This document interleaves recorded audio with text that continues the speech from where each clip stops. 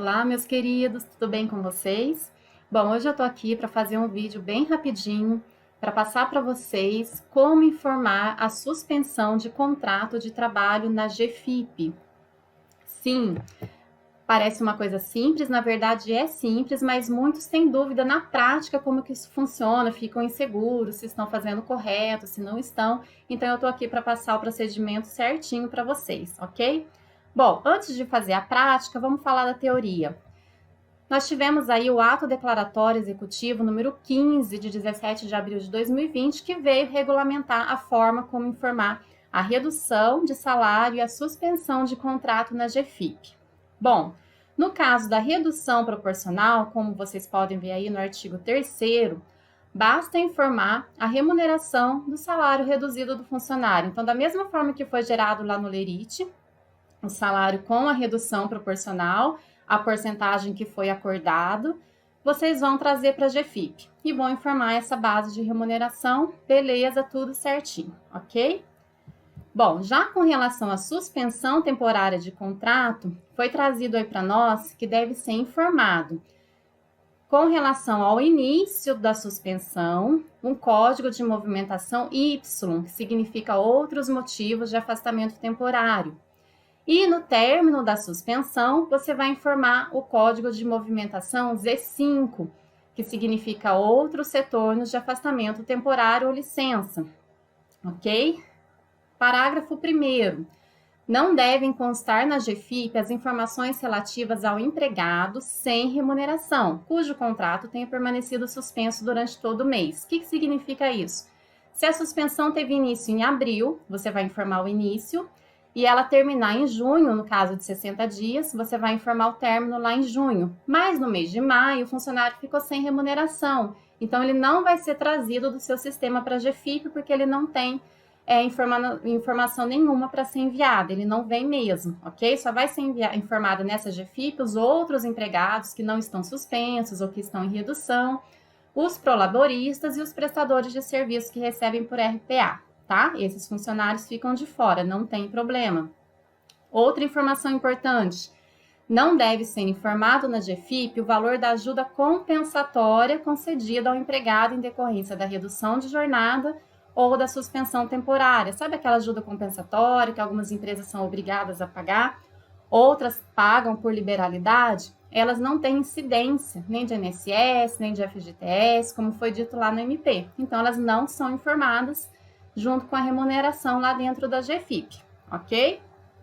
Bom, outra informação também é que, na primeira competência em que se verificar a hipótese prevista no parágrafo 1º, que é quando não houve fato gerador para o funcionário que está suspenso e não tem outros funcionários para ser informado naquela GFIP, nem Prolabore, nem RPA, nada, deve-se enviar uma GFIP sem movimento. Isso está aqui no ato declaratório, ok? Então, se a empresa, por exemplo, ela é uma MEI, tem um empregado, esse empregado está suspenso de abril a junho, o mês de maio não tem informação para ser prestada. Então, você vai entrar lá de forma manual e enviar uma GFIP sem movimento para não ficar essa pendência na telinha lá do ECAC quando vocês forem tirar, ok? Bom, vamos fazer então na prática, para vocês verem como é que é. Coloquei aqui uma empresa fictícia no meu nome, tá? Aí nós vamos abrir aqui um movimento.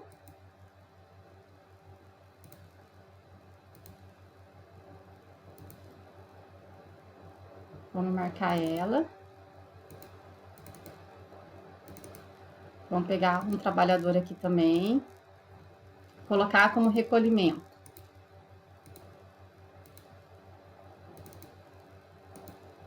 Então, aqui é uma GFIP do mês de maio, ok?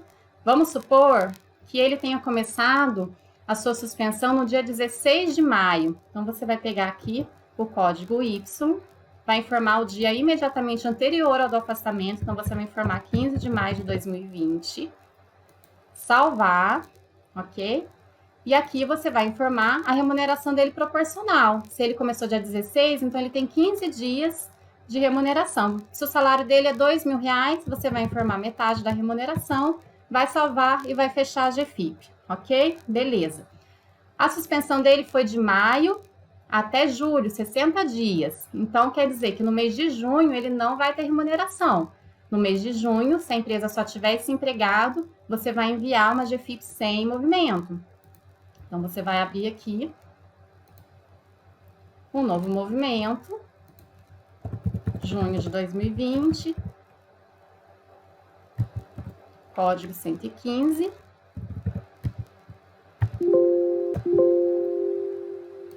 GFIP sem movimento. Vai salvar e vai entregar, tá? Quando chega lá em junho, ele vai voltar a trabalhar no dia 14 de julho, mais ou menos. Aí você vai abrir a GFIP de julho, código, vai salvar, vai lá na movimentação do empregado, vai marcar, vai pegar ele, vai informar a remuneração dele proporcional ao salário do dia, né, dos 15 dias mais ou menos que vai dar de salário lá em julho, e vai informar o retorno dele, lembra?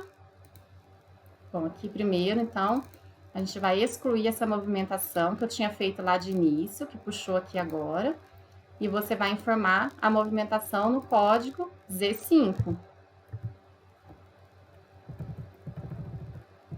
Outros retornos de afastamento temporário. Qual foi o último dia do afastamento dele? Vai dar mais ou menos dia 14 de julho. Você vai informar, vai salvar, vai informar a remuneração dele proporcional que ele vai ter depois e vai enviar essa GFIP. Viram, gente? É bem simples, não tem muito segredo, basta ficar atento, fazer esse controle certinho para que não tenha problema de pendências depois, ok? Fica aí a dica para vocês, compartilhem esse vídeo, curtam, deixem nos comentários as dúvidas que vocês ainda têm, que eu respondo para vocês. Até breve!